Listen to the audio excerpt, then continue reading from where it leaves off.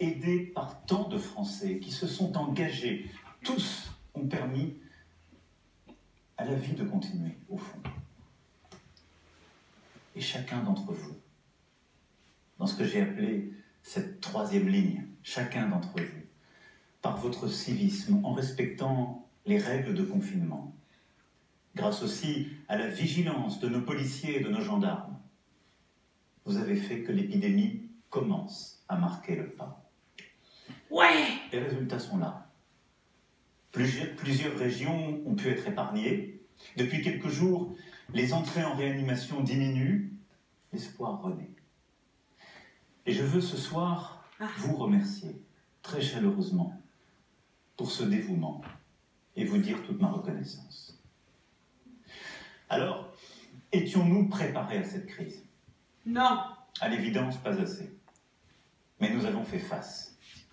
En France, comme partout ailleurs, nous avons donc dû parer à l'urgence, prendre des décisions difficiles à partir d'informations partielles, souvent changeantes, nous adapter sans cesse. Car ce virus était inconnu et il porte encore aujourd'hui beaucoup de mystères.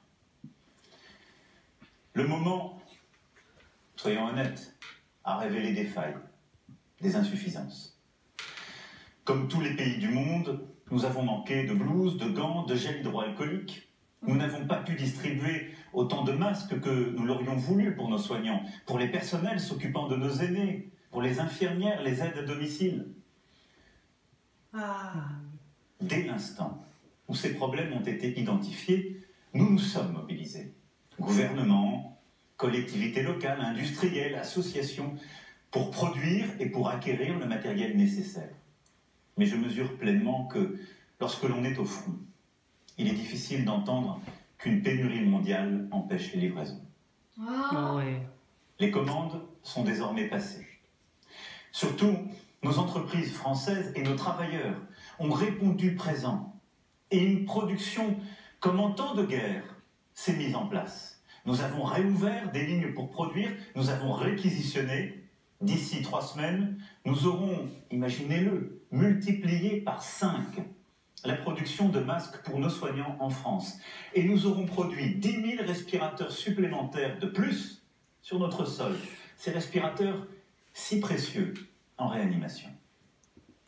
Grâce à ces efforts, nous saurons faire face. Et nous allons continuer à distribuer davantage d'équipements. Mais comme vous, j'ai vu des ratés, encore trop de lenteur, de procédures inutiles, des faiblesses aussi de notre logistique. Nous en tirerons toutes les conséquences, en temps voulu, quand il s'agira de nous réorganiser. Ces dernières semaines, soyons aussi justes avec notre pays, ont été marquées par de vraies réussites. Le doublement du nombre de lits en réanimation, ce qui n'avait jamais été atteint. Les coopérations inédites entre l'hôpital, les cliniques privées et la médecine de ville. Le transfert de patients vers les régions les moins touchées, mais aussi vers le Luxembourg, la Suisse, l'Allemagne et l'Autriche que je remercie. La mise en place de l'enseignement à distance, l'organisation de chaînes de solidarité dans nos communes, la réussite de tous ceux qui nous ont nourris durant ces semaines, sans rupture, avec engagement. Le rapatriement de plusieurs dizaines de milliers de ressortissants français et européens depuis des pays du monde entier et le soutien aux Français de l'étranger. Très souvent, ce qui semblait impossible depuis des années, nous avons su le faire en quelques jours. On va dire ce qu'on va faire. Nous avons innové, osé, agir. Au plus près du terrain, beaucoup de solutions ont été trouvées. Nous devrons nous en souvenir. Ne change pas. Car ce sont autant de forces pour le futur. Mes chers compatriotes, si je tenais à m'adresser à vous ce soir, après avoir largement consulté ces derniers jours, c'est pour vous dire en toute transparence ce qui nous attend pour les prochaines semaines et les prochains mois. L'espoir renaît, je vous le disais, oui, mais rien n'est acquis. Oh putain! Dans le Grand Est, comme en Île-de-France, les services hospitaliers sont saturés. Partout, en hexagone comme dans les Outre-mer, le système est sous tension. et l'épidémie n'est pas encore maîtrisée. Nous devons donc poursuivre nos efforts et continuer d'appliquer les règles. Ouais. Plus elles seront respectées, plus nous sauverons de vies. C'est pour cela que le confinement le plus strict doit encore se poursuivre jusqu'au lundi 11 mai. Oh là là, Oh, c'est bah, pas vrai, bah, non! C'est le seul moyen d'agir efficacement.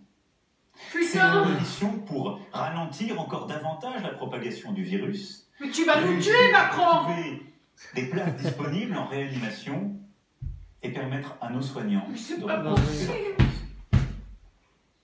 Le lundi 11 mai ne sera possible que si nous continuons d'être civiques, responsables, de respecter les règles, et que si la propagation du virus a effectivement continué à ralentir. Et il nous faut aujourd'hui décider et agir en tenant compte des incertitudes. Il faut tenir. Avec lucidité, oui, parce que regardez l'Asie. Le virus semblait avoir été vaincu et il revient dans de nombreux pays qui à nouveau décident de refermer leurs économies. Il nous faut donc procéder avec calme et courage. Mais ce que je sais à ce moment, mes chers compatriotes, c'est que notre nation se tient debout, solidaire, dans un but commun. On disait que nous étions un peuple indiscipliné, et voilà que nous respectons des règles, des disciplines parmi les plus rigoureuses jamais imposées à notre peuple en temps de paix.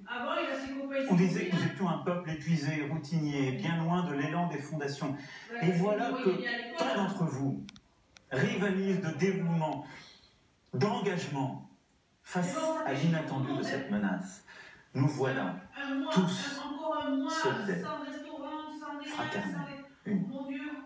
Concitoyens d'un pays qui fait face, concitoyens d'un pays qui débat, qui discute, qui continue de vivre sa vie démocratique, mais qui reste unis. Et je veux ce soir partager avec vous, au cœur de l'épreuve, cette fierté. Cette certaine idée qui a fait la France est bien là, vivante et créatrice. Et cela doit nous remplir d'espoir. C'est nous. Durant les semaines à venir, le gouvernement, le Parlement, notre administration avec nos maires et nos élus locaux auront à préparer la suite. Pour ce qui me concerne, je tâcherai de porter en Europe notre voix afin d'avoir plus d'unité, de solidarité. Les premières décisions ont été dans le bon sens. Et nous avons beaucoup poussé pour cela, qu'il s'agisse de la Banque Centrale Européenne, de la Commission Européenne ou des gouvernements. Mais nous sommes à un moment de vérité qui impose plus d'ambition, plus d'audace, un moment de refondation.